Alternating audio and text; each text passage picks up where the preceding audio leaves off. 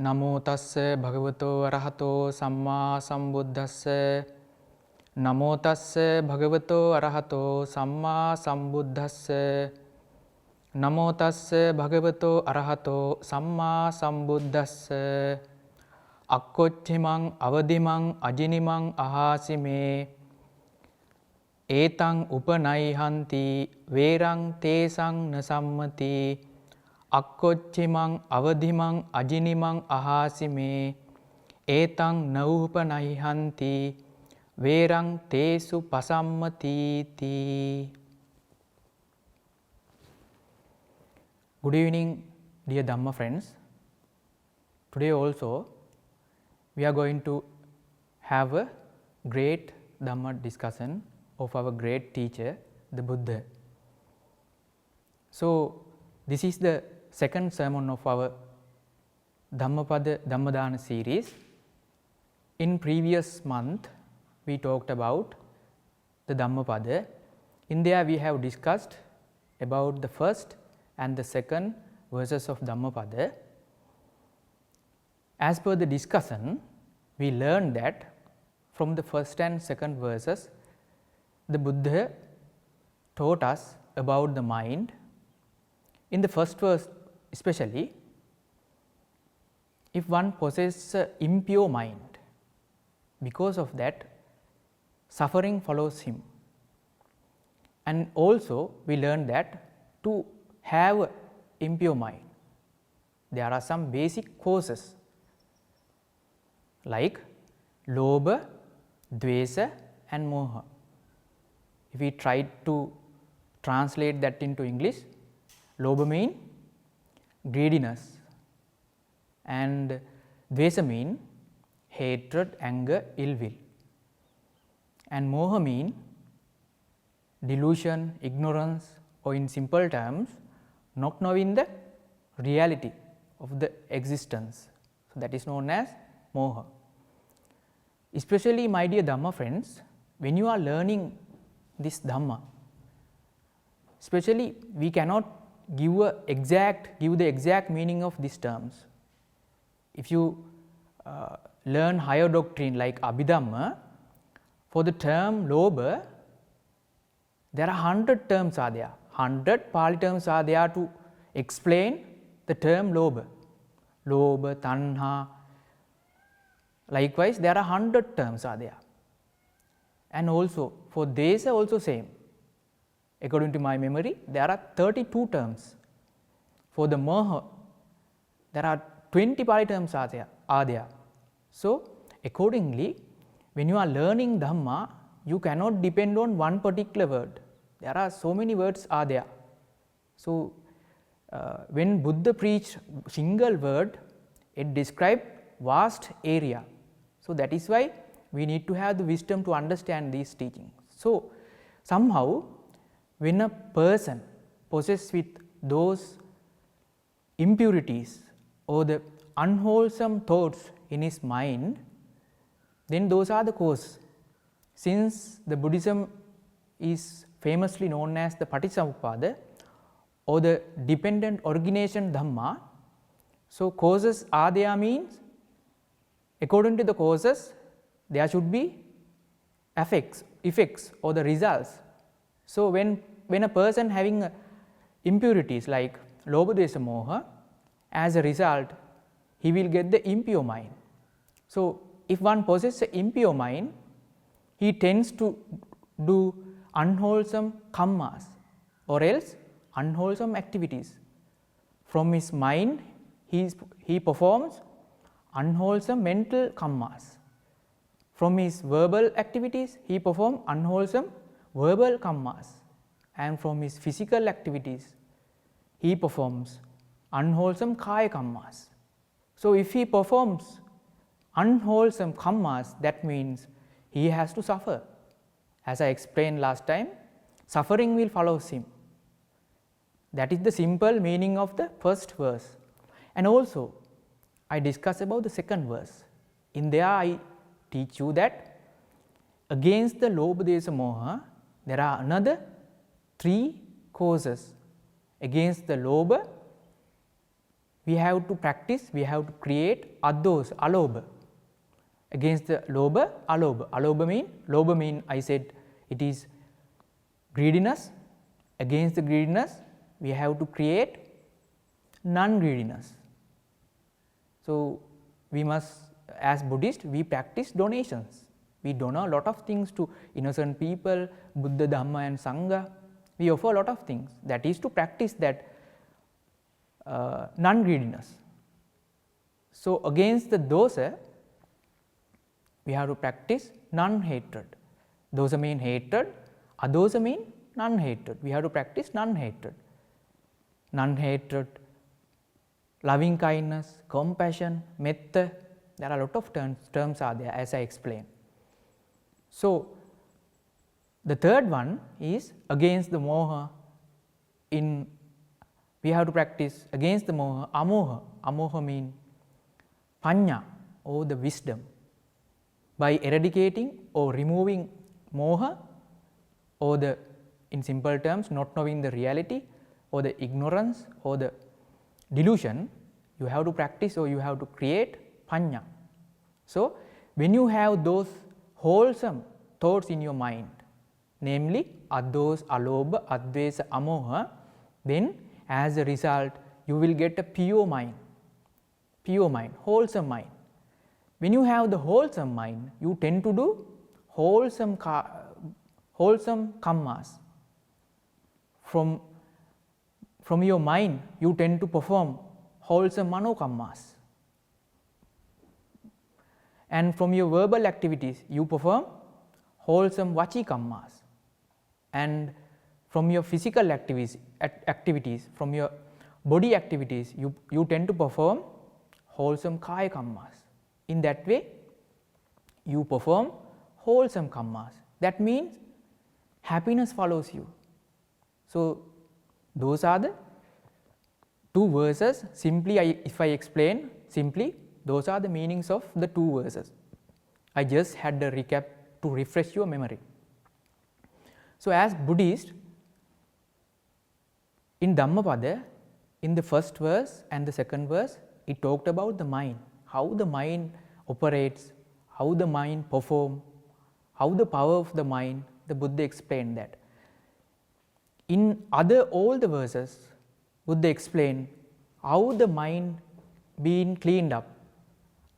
If we are performing unwholesome activities, having those basic unwholesome thoughts, we tend to suffer, the way of suffering. And if one maintaining against those unwholesome activities, if he can perform wholesome aspects, wholesome thoughts, wholesome activities, he begins to gain happiness. So, other remaining verses, it explains us how those lobha, desa, moha and alobha, advesa, amoha will bring us both suffering and happiness. All the other verses explaining them to us.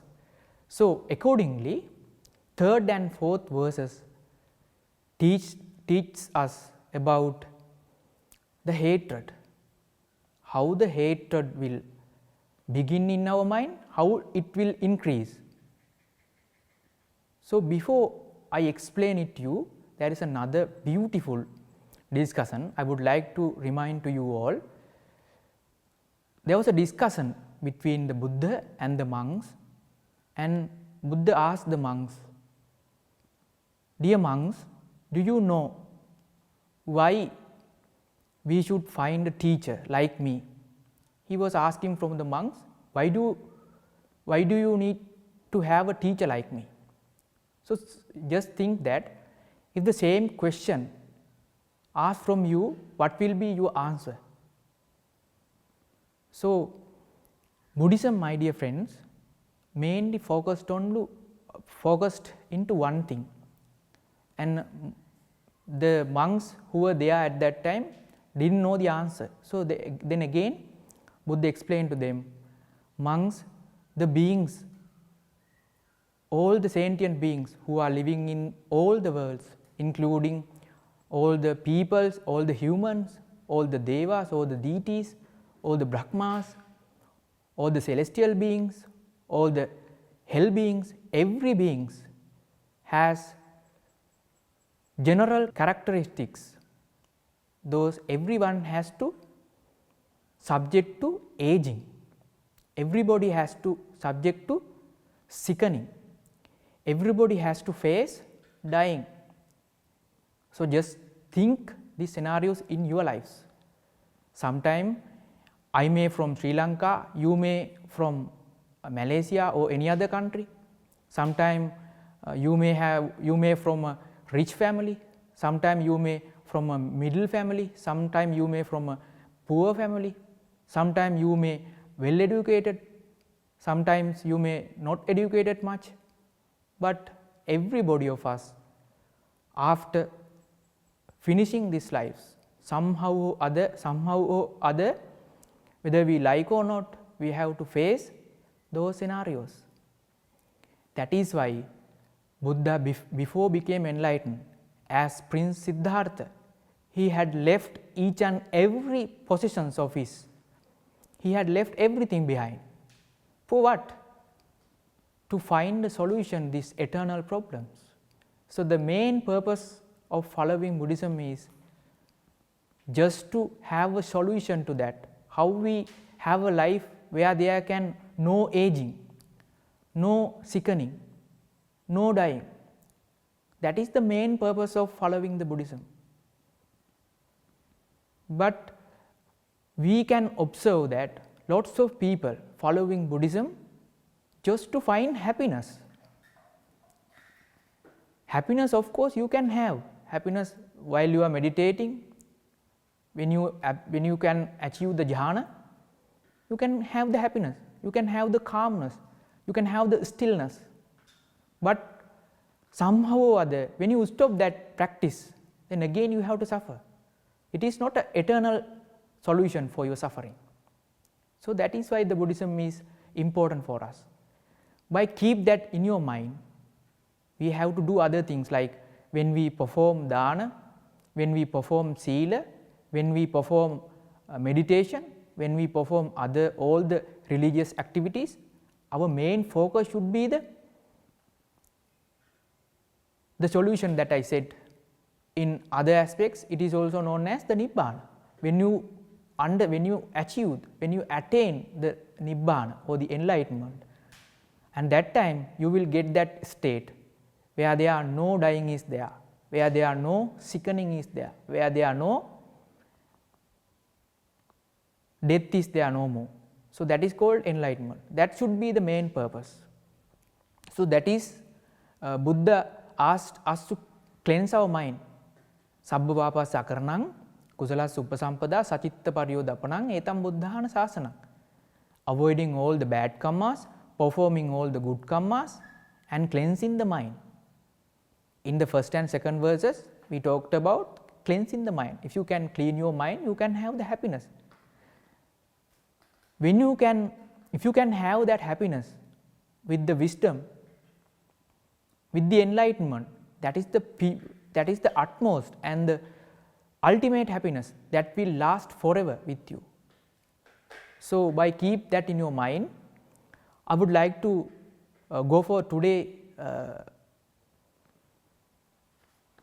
Dhammapada verse. It talks about, I said,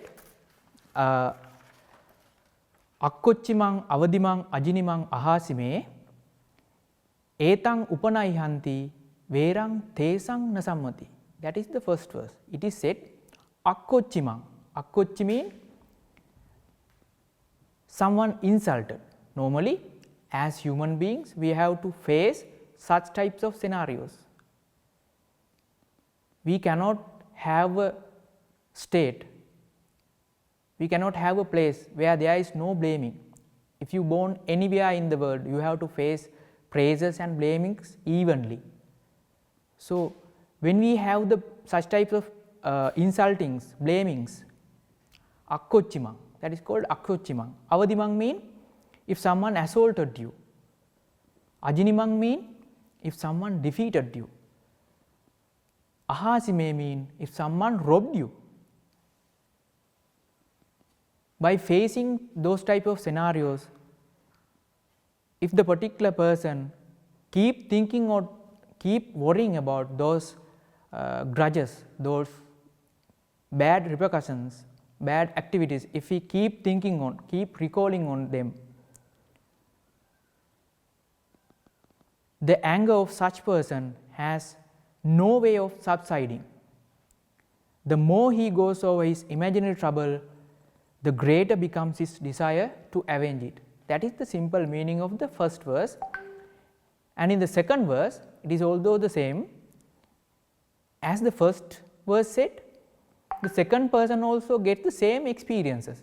He is also subjected to insultings and robbings, defeatings and external disturbances.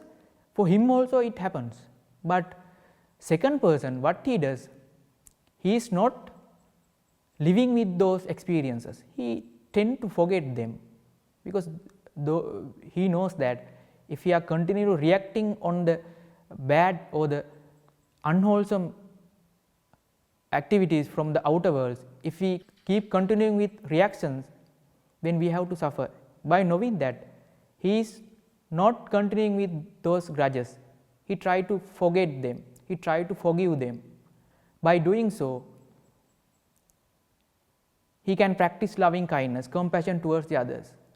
That means he practices non-hatred. Because of that, happiness will come to you, come to him.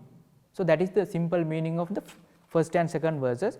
There was a beautiful story behind those stanzas. While residing at the Jetavana monastery in Savatthi, the Buddha uttered these verses with reference to monk Tissa. Last time we discussed about Cakkupala Thera. This time we are discussing about Tissa Thera. This Tissa Thera known as Thula Tissa. Thula means he is very fat. Why he is fat? Because he is from the royal clan. He is the close relative of the Prince Siddhartha. That is why his body shape, he is tall and he was very fat. So that is why he named as Thula Tissa. So that Tissa Thero, he is son of the Buddha's maternal aunt, was at one time staying with the Buddha. When Buddha came to his village with his parents, while preaching the Dhamma to them, he had become a monk only in his old age. But Thula Tissa, that monk, entered the Buddha Sasana when at his old age. At that time lately he entered to the Buddha Sasana. But he posed as a senior monk and was very pleased when visiting monks asked his permission to do some service for him. Since he is from royal clan and he is a relative of the Buddha, so as an adult he entered the Sasana. So by looking at the first glance, the visiting monks who are coming to that monastery understood that this monk is a senior monk. And there may be visiting monks, they are senior to the Tissa Thero, but without knowing their seniority, those monks tend to worship him. But that Tissa Thero, still he posed as a senior monk and was very pleased when visiting monks asked his permission to do some service for him. On the other hand, he failed to perform the duties expected of junior monks. So as monks, when we are residing in monasteries, when the visiting monks are coming, we have to perform some duties. It's like a guest who are coming to the hotels. When the guest comes to the hotel, that hotel staff has to welcome him and have to treat him and have to guide him. Like so, as monks, when the visiting monk comes, we have to treat him. If I am a junior monk, if the visiting monk is senior than to us, we have to worship him. If the visiting monk is junior than to us, he has to worship us. Likewise, vice versa, there are lots of duties has to be performed. That is to maintain the disciplinary and mean the good well-being of the bhikkhu sangha. That is why Buddha asked to do that thing, not for the it is all done just for the benefit of the sangha. By doing so, we can maintain the happy mind, we can have the good qualities in our mind. That is why Buddha asked to do so for us as monks. He failed to perform the duties expected of junior monks. Besides, he often quarreled with the younger monks. Initially, he posed as a senior monk, but when questioned, his seniority revealed to other monks, and they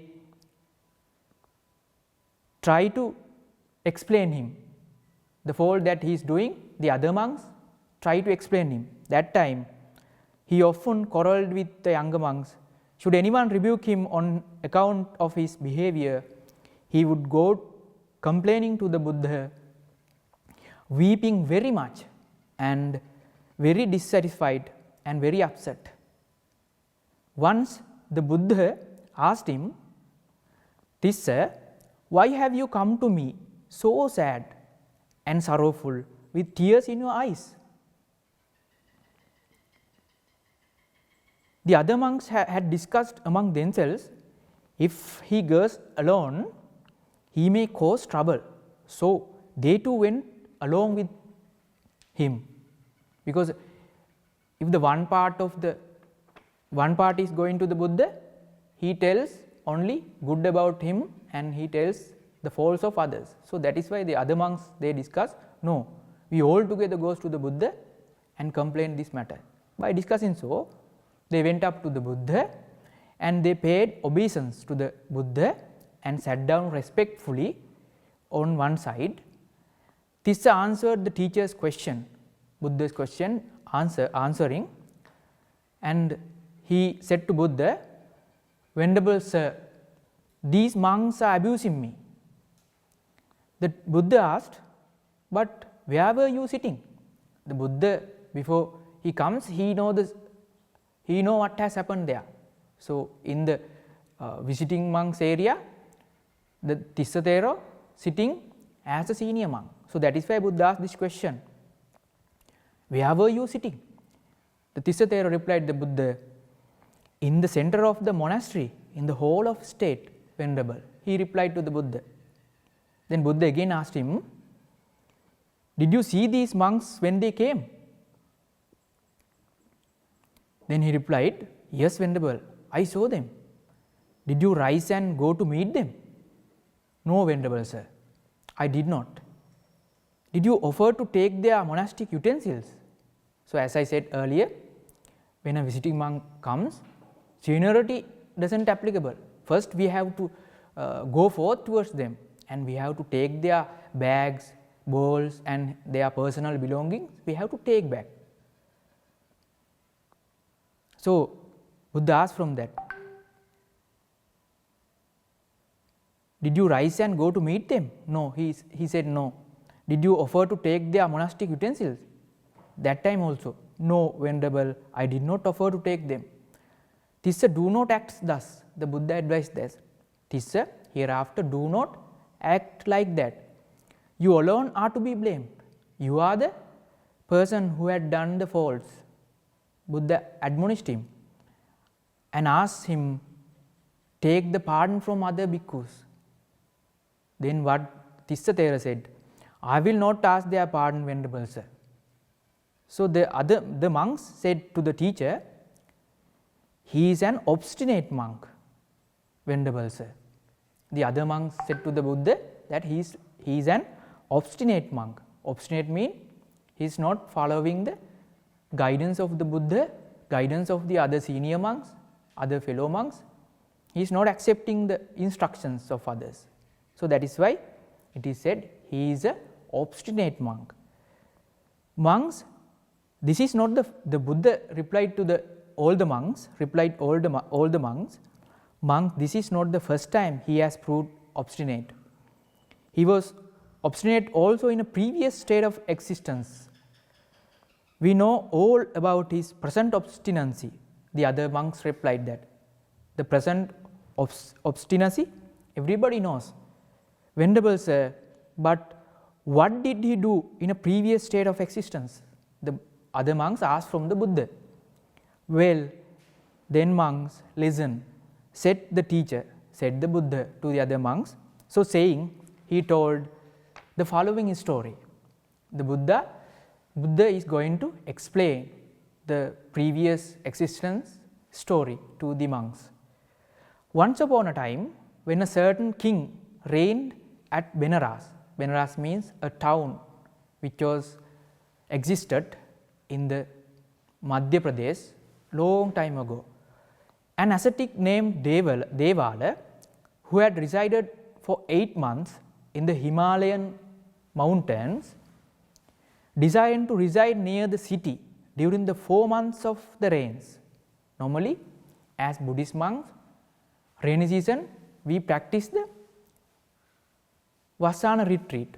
Vassana retreat, we won't go anywhere inside the monasteries, we do meditation. That is not just for Buddhist monks, even before the Buddha also that practice was there.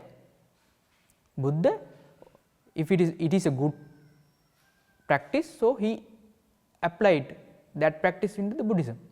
So it is not started by the Buddha. So when the ascetics come from the Himalayan after 8 months, because he need nutrition, he need good food, that is why they are coming, continuously living with jungle, having less amount of food, their nutritional level is very low. That is why, that is also a one reason for them to come to the village to spend the Vassana retreat. So the Devala ascetic came to the village and seeing 2 boys at the gate of the city, he asked them, where do monks who come to this city spend the night? He asked from that 2 boys. Then the 2 boys replied to him that in the potter's hall. Potter means in each village there is a person who do clay works by making pots and utensils. That person named as potter. So in that potter's home there is a long hall. So in that hall normally ascetic used to stay when they visit to that particular city.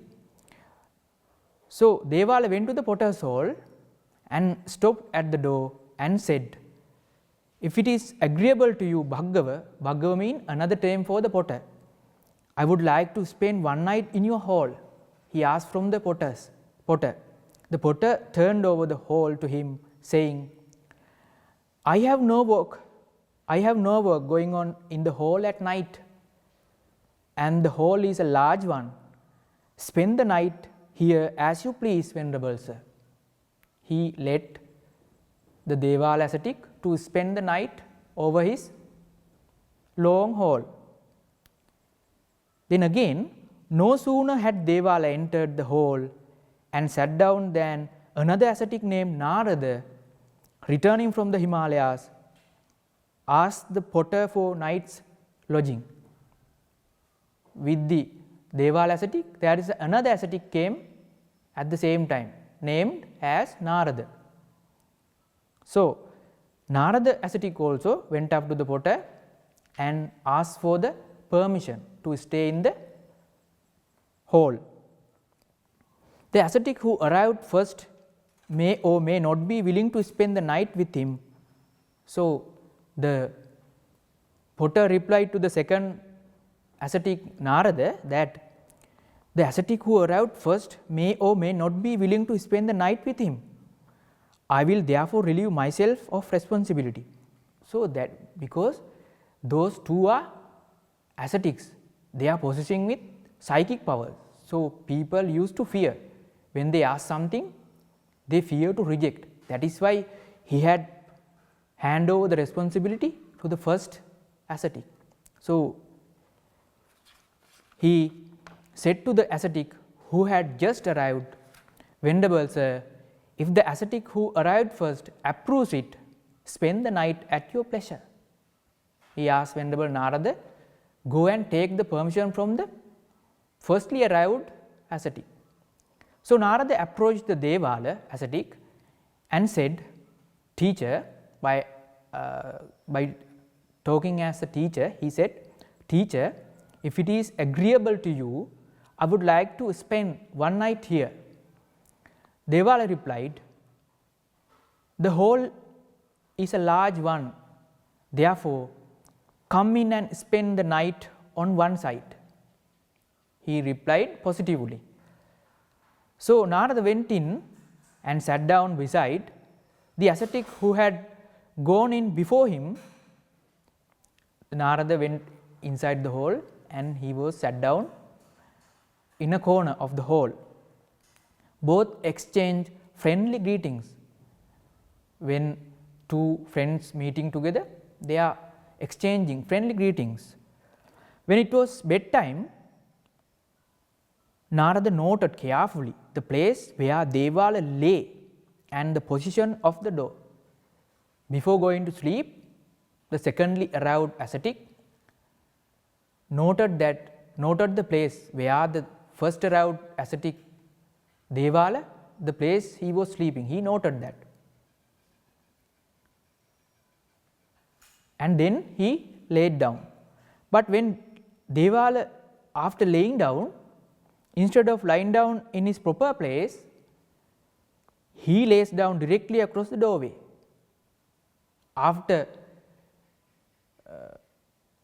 Narada ascetic went to the sleep, this Devala, what he did was, he changed his place and he went closer to the door and slept there. The result was that there was a requirement of the Narada Thera, he wanted to go out. So the result was that when Narada went out at night, he trod on Devala's matted locks. He accidentally stepped on the head covering of the Devala. Thereupon Devala cried out, "Who is treading on my locks?" Then the Narada ascetic replied, "Teacher, it is I." False ascetic, he blamed him. Devala ascetic blamed to the Narada ascetic and by saying, "False ascetic," said Devala, "you come from the forest and tread on my locks." He criticized and he rebuked the ascetic Narada. "Teacher, I did not know that you were lying here. Please pardon me." He requested the pardon. Ascetic Narada requested the pardon from the Devala ascetic. Narada then went out, leaving Devala weeping as if his heart would break. He was shouted that by saying that he has stepped on my ear locks. He weeping as if his heart would break. Devala thought to himself, "I will not let him tread on me when he comes in also. When he returning, I will not let him to again step on my head." By thinking so, what he did was, so he turned around and lay down, placing his head where his feet had been before. So he is changing his posture. When Narada ascetic came in, he thought to himself, "The first time I injured the teacher, this time I will go in past his feet." He didn't know that Devala changed his posture. The result was that when Narada entered, he trod on Devala's neck. First time he stepped on the head coverings. Second time he accidentally stepped on the neck of the Devala ascetic. Thereupon Devala cried out, "Who is that?" Then again Narada ascetic replied, "It is I, teacher." False ascetic, again he blamed at the Narada ascetic. False ascetic said Devala, Devala. The first time you trod on my locks, this time you tread on my neck. I will curse you. So he cursed upon the Narada ascetic. Teacher, I am not to blame. Narada ascetic told the Devala, teacher, I am not to blame. I did not know that you were lying in this position. When I came in, I thought to myself, the first time I injured the teacher, this time I will go in past his feet. Please pardon me. He requested, though he hasn't made any mistake, still he requested the pardon from the Devala ascetic. Then again he blamed that by saying, false ascetic, I will curse you. Do not do so, teacher. Again, the ascetic Narada, he begged upon Devala by requesting not to curse him. But still, this arrogant Devala ascetic, he cursed upon the Narada ascetic. May your head, he cursed him all the same, saying, may your head split into 7 pieces at sunrise. At that time, it was a night time. He cursed upon the Narada Bhikkhu, your head may split into 7 pieces. So, maybe in modern world people may not believe that. It does not matter. If you do not believe that, just do not believe it. But the essence of the story, you can take it. Now Narada, perceiving that the curse would fall back on his brother, that Narada ascetic, he know that he did not perform any unwholesome activities. So, the fault is with the Devala. So, if he cursed, though he cursed upon him, that curse goes to the Devala. That curse returned to the Devala. He knowing that, by using his psychic power, he stopped the sun rising.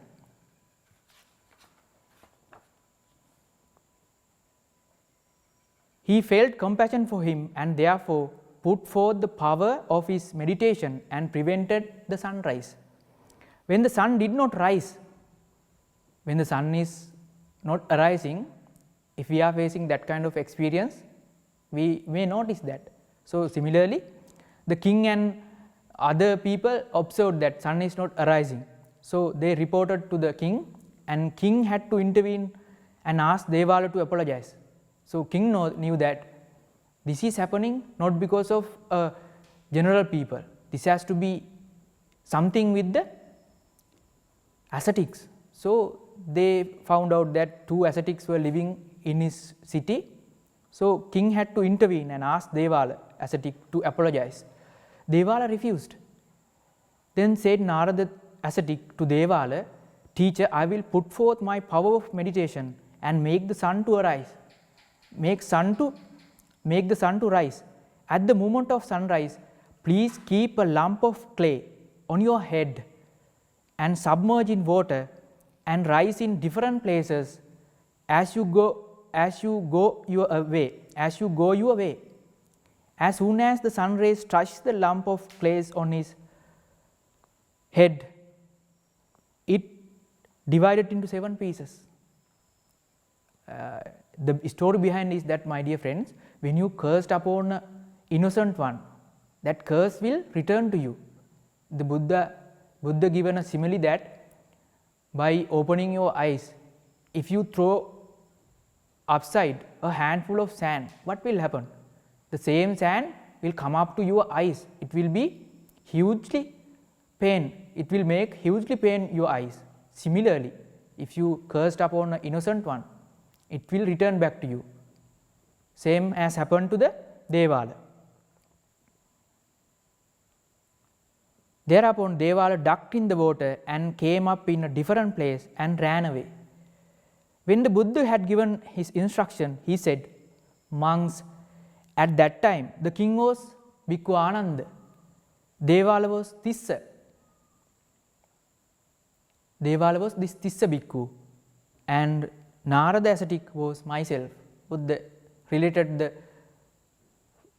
previous past existence story with the present situation. He related that one, and when at that time he was obstinate.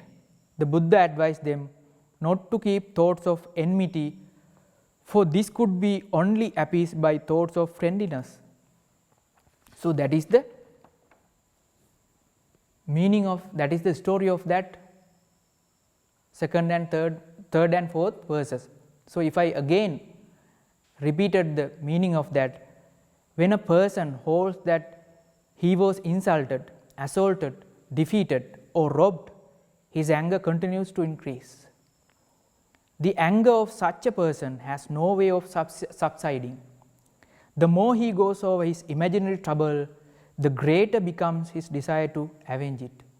So, when you keep thinking, keep recalling, keep memorizing those grudges, nothing else happens, but what only happens is the hatred, the amount of hatred is increasing. So, it is like when you sow a seed on a pure ground, and when you nurture them with water and by putting fertilizers, what will happen? Gradually it will become a huge tree. At the beginning, initially you can easily remove it, but once that seed converted to a plant, and if it is become a huge tree, at that time you cannot even change it, you cannot replace it easily, you cannot remove it easily. Similarly, when the grudges, such type of grudges like hatred, anger, ill will may appear in your mind, if you continuously dealing with it without reducing, without putting away it, then it will gradually increase. If it is increased, you cannot stop that. So, that is the meaning of that first verse. With relate to this story, there was a nice story.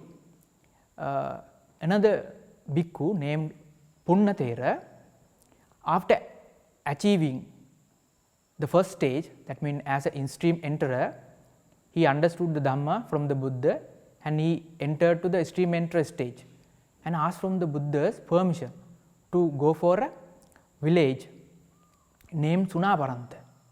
So, Buddha asked from him, Punna, to where you are going, you hope to go for spend the Vassana retreat. Then Thera replied to the Buddha, Reverend Sir, Venerable Sir, I hope to go for the Paramaththa for my Vassana retreat. It is an obvious fact that these Paramaththa people, they are very rough, they are very arrogant. So, Buddha said to Thera, Punna, these Paramaththian people, they are very rough, they may blame to you. If they blame you, what will you do?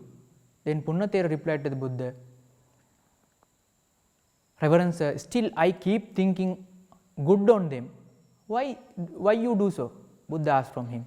He said, they may blame at me, but they won't hit me by using their hands. Then Buddha asked, Punna, what will happen if they hit you by using their hands? What will you do if they hit you? Then Thera replied, Venerable Sir, if they hit me, still I keep thinking good on them. Why? Because by using weapons, they do not harm me. They may hit me by their hands, but still they are good. Why? They are not hit me by using weapons. Then Buddha asked, if they hit you with weapons, what will you think about them? Venerable Sir, still I think good on them. Why? Because by using acute weapons, they won't kill me. So, still I am thinking good on them. Then the Buddha asked, okay Punna, if they killed you by using acute weapons?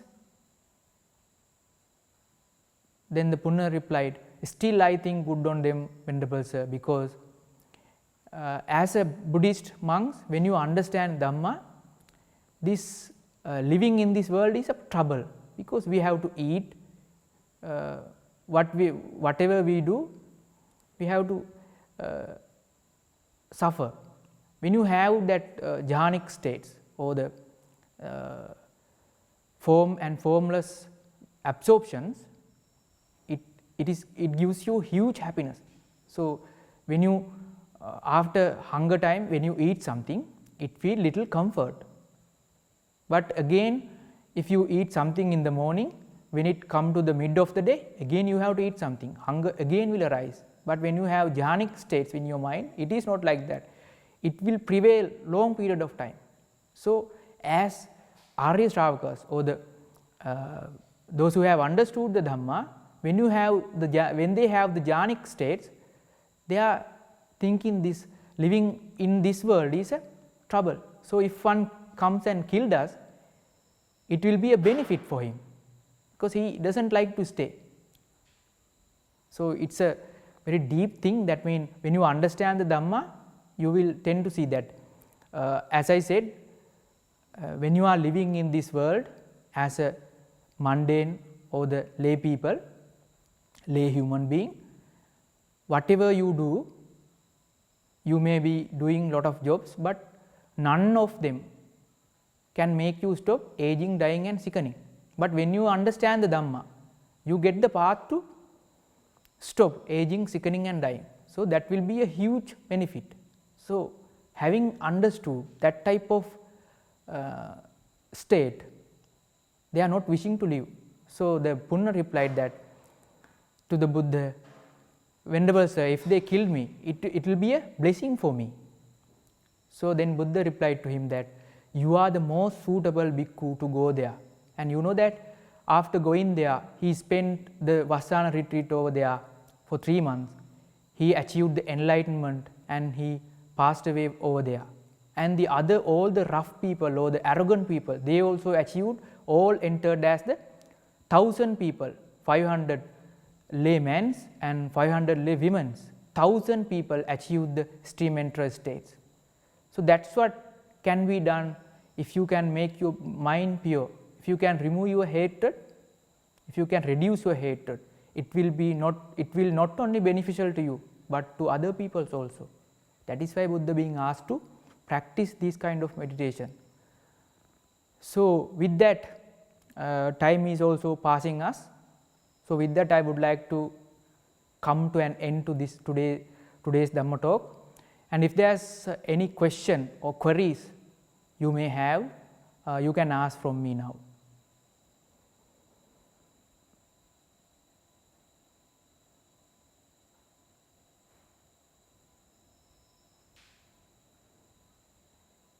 Thank you, Bhante, for the wonderful sessions tonight. We will have a Q&A sections.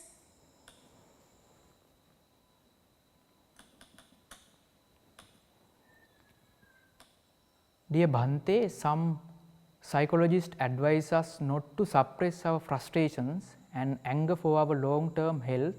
In Buddhism, we are taught to forgive. Can Bhante explain which method is the best way? Thank you. As I explained the Punna Thera story, we have to broaden up our mind by thinking good on others. Suppose, as parents, you may having children. So, as parents, we have to do cleanings when they put out their excretes. As parents, we have to clean them. But when we are cleaning them, we may not feel the disgusting nature, because they are our children. But if you happen to clean up another person away from your family, it will be a huge, it will make you a disgusting nature in your mind. That it is because why the excretion coming out from our children, it is excretion, it is, the nature is disgusting. The person who are away from our family, he also the same, he also having the same type of excretions. But the disgusting nature is differ from person to person. That is because why we think we are loving, we love to our children, but the same love, same compassion, same kindness we cannot give to the others. So, if you can give that same love, same kindness to the other people also. Then when they blame at you, they hit at you, then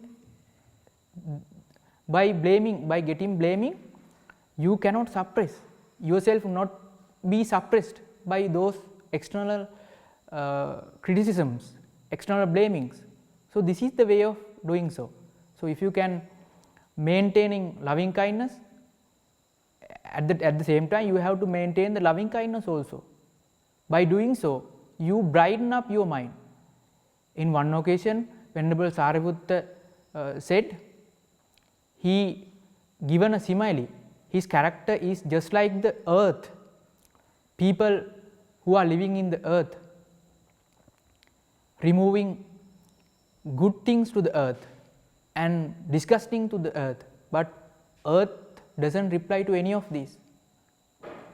Earth won't reject them, he evenly accept all the goods and bads. So, that kind of a mindset setup belongs to the Venerable Sariputta. So, as Buddhist, we have to practice, we have to broaden up our mind by thinking good on others. As human beings, we have to practice by thinking good on others. When we can think other people also as our family members, they also like to happy, we also like to happy. So, if we can wish their happiness by doing the meditation, loving kindness meditation, such type of activities, increase and broaden up your mind setup, then you can bear up those kind of situations. That is the advice which we can gain from the Buddhism to that problem.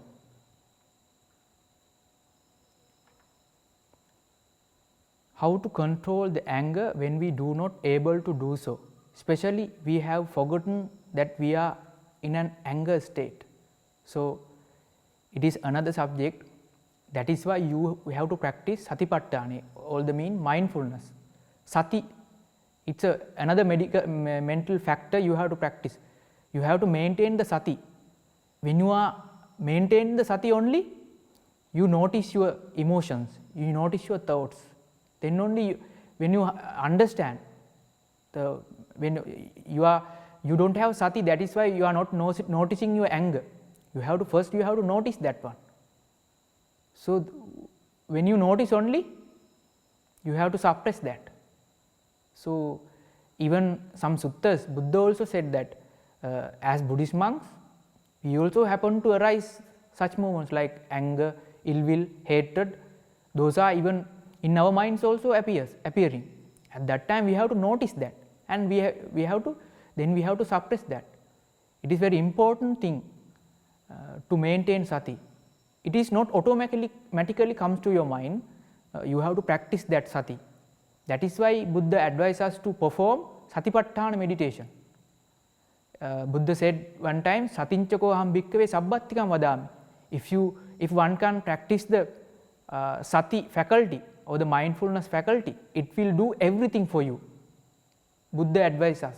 So, sati or the mindfulness, you have to separately practice. Then only you notice your conditions. When you notice that anger is arised, then you try to suppress that. And opposite of that, if someone praised you, at that time you are not overjoying. To understand, to notice that also, you need to have the sati. So, sati you have to practice separately. It will not automatically comes to your mind. That is why you have to learn about satipatthana meditation. There are a lot of sermons available, mindfulness meditation. So, as a faculty, you have to practice that one. So, that is my advice for that. Dear Bhante, the recent war make me very sad. I feel pain for all the people who are involved in the war. May I kindly ask Bhante to teach us methods taught by Buddha for us lay followers during this difficult time. What can we do for the innocent people? I try my best to spread metta daily when I recite the parittas and during meditation. Thank you. As Buddhist practitioners, we have to do the same, because nowadays we could see that people are just beginning to go for a huge disaster. But as innocent people, we cannot physically contribute, no. So, what we have to do is, as Buddhist, we have to practice loving kindness towards them by, as you said, by saying parittas, we can we have to practice, we have to spread the loving kindness towards them. Maybe they will get some solace to them, because the person such like you are very limited number of people are there. Most people won't think in that way, very limited number of people are thinking in that way. That means you have the kindness, that type of kind people are very little. So, the whole world, most people, they are not kind, they are very rude. So, this type of scenarios we cannot completely avoid, because now adharma raga and vishama raga, it means the earliest times, Buddha's period, people may having raga, mean the desires, anger, hatred, and those type of unwholesome activities. Buddha's time also had, but nowadays it has mutated and people are doing so many bad things. That is why the results will be also very pathetic. So, we cannot avoid. As Buddhist people, what we have to do is, we have to spread loving kindness towards them. We practice loving kindness as in two ways, mahaggata, aparimana. Mahaggata means we practice loving kindness towards the directions. There are 10 directions, we have to practice that one. And also mahaggata, aparimana means area to area. So, when we see those things, by remembering about them, by keep remembering about them, we have to spread loving kindness. As for now, nothing else we can do. So, there are so many things that they are, because sometimes they may be experiencing their bad karma, utuniyama, that is kamma niyama, also bija niyama, dhamma niyama, chitta niyama. There are so many factors we cannot avoid. As Buddhist, if you practice loving kindness, that merit that you gain, then in next lives you may have a life where there are no such type of situation, you won't be able to see. So, that is why, that is one part of, that is why the Buddha said, dukkhe patittita loko. This world is on the dukkha, it is on the sufferings. We cannot avoid them. As Buddhist people, you have to practice loving kindness continually towards them.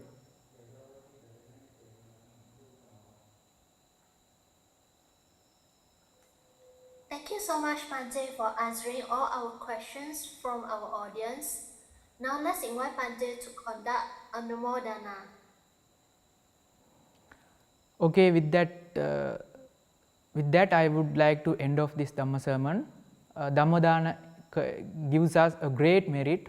I would like to share all the merits with, first of all, my great teachers, Venerable Maan Kadawala Sudassana Thero and Venerable Maan Kadawala Nandaratana Thero and Venerable Kothmale Kumarakassapa Thero. For them I would like to partake my merits to them. May they attain the supreme bliss of Nibbana peacefully. And I would also like to share all my merits towards all the celestial beings, those who like to have partake these merits. May they partake, may they share these merits, and may they live happily, peacefully, and may they attain the supreme bliss of Nibbana. And also the passed away people, the deceased one, if they are expecting merits from us, may they have these merits, and may their lives become peace and happy, and may they also attain the supreme bliss of Nibbana. And also with these all merits, all the infinite qualities of the triple gems, may all the worldly beings, those who are suffering as I explained, as I discussed, those who are suffering due to the unavoidable war type situations, all those innocent people, may they also partake these merits, may they also be at peace, may all beings be happy, be well, and may all beings be able to achieve the supreme bliss of Nibbana. Triple Gem bless you to all.